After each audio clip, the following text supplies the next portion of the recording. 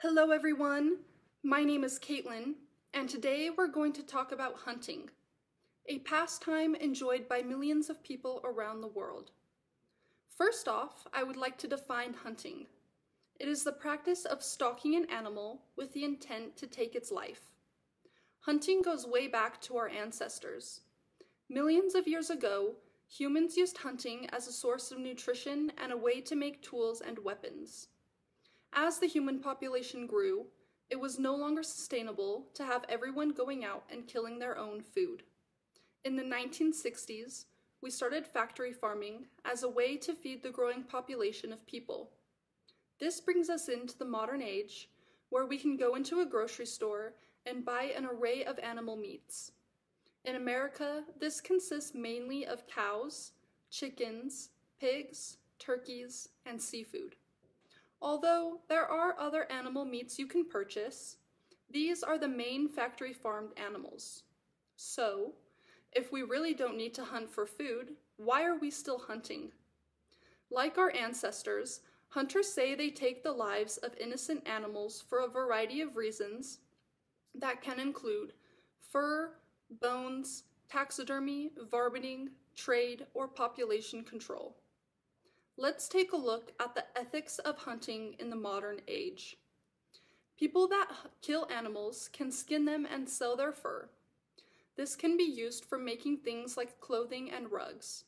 But wait, we have alternatives to animal fur, and we can get it without harming an animal. For some, animal fur is sadly a luxury item or a decor piece. Just like taxidermy, we do not need to kill animals to serve as a decoration. The next reason people hunt was for animal bones. A great example of humans using animal bones in the modern age is ivory from elephant tusks. Because ivory was so desirable to make jewelry, piano keys, etc., humans have pushed elephants to the brink of extinction. Although it is now illegal to trade ivory, people still do it. And it's because of hunters that the elephant population is so slim. As I just talked about, hunting has pushed species to extinction. Now, because of this, in the USA, hunting is dependent on the number of species in a particular area. For example, in Yellowstone National Park, you are not allowed to hunt. Because of hunting in this area, the wolf population was washed out. When the wolves were gone, the elk population grew and ate a lot of the plants that other animals needed. They have since reintroduced the wolves to this area, and the land flourished. The elk now has a predator that isn't human, and nature slowly became balanced again. But right outside of the national park, you are allowed to hunt wolves, bison, and elk. So how can this be? If these animals are within the boundary of the park, they are protected, but if it travels outside of the boundary, it's free game. This is because the land is owned privately, and the Park Service has no authority. Unlike us, these animals do not understand that we have placed a territory on them, where if they leave, they can be hunted. Animals have migration patterns that help them survive throughout the year. They instinctually travel to find resources, not knowing that someone could be lurking around with a gun or an arrow to take their life. Even with the reintroduction of wolves to conserve Yellowstone, they are still being hunted right outside of the park. This leads us into the main reason people say they hunt, which is population control. Many hunters say they need to hunt to prevent overpopulation. However, this couldn't be further from the truth. If a species becomes overpopulated, or the population size decreases, it is due to human activity. This can include things like infrastructure, deforestation, and of course, hunting. We are taking any land that we can and making it inhabitable for other species. We are the ones ruining migration patterns and the food chain by claiming land, pushing out other animals, and killing them for food. This devastates the ecosystem and plays a part in causing global warming to increase. As a student who was studying biology, I was able to learn about natural selection. This is when, over time, animals adapt to their surroundings, and it provides a way for more favorable traits to be passed down each generation. Oftentimes, when people hunt, they go for the biggest and best animal they can find. People do this purely because they love the chase. This is especially true when people hunt for trophies. This type of hunting goes against survival of the fittest and biodiversity. The way of natural selection is to favor the fittest so the next generation can have a better chance at survival.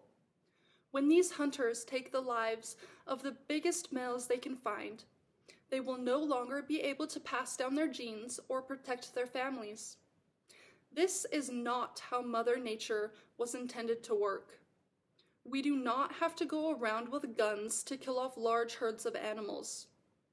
If there is an imbalance in the ecosystem, it can work itself out naturally.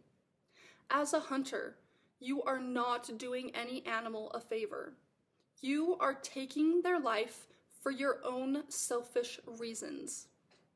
In my lifetime, I have seen a shift in what people view as nutritious and sustainable foods. More people are realizing that there are alternatives to factory farming, dairy farming, and hunting. Although there are alternatives to animal products, many people believe that the animals that live on this earth are here for human consumption.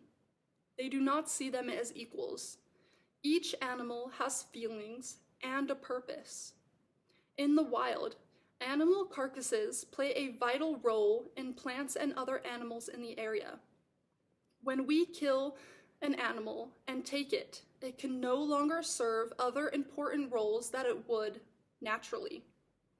By definition, conservation and hunting do not go hand in hand. The role that hunters play in conservation is to conserve their right to hunt, not to protect wildlife. As I said in the beginning, hunting has become a recreational pastime. Animals cannot protect themselves against the weapons humans use to kill them. People absolutely have an unfair advantage because the reality is, if we didn't have weapons, the other animals could win. Hunting for sport and money has taken priority over hunting as a means for food. In this day and age, hunting no longer has substance. People are hunting for enjoyment rather than a necessity to survive. If you resonate with this and would like to make a difference, one of the best ways you can help is to spread the word on the ethics of hunting. In America, we have so many alternatives to animal products, and it doesn't mean you have to stop eating meat. You could rethink buying leather products and other furs used in clothing. We can support animal sanctuaries and vote for stricter wildlife protection laws. Talking about the cruelty that countless animals face when hunted can help our whole ecosystem. I have made a brochure as an easy way to spread the information I have gone over. I would like to end by inviting you to sign the pledge to end trophy hunting. This is an easy and free way to help support the end of the needless killing of exotic animals. If we come together, we can help change the laws regarding hunting and fishing in America. Thank you for listening and have a wonderful day.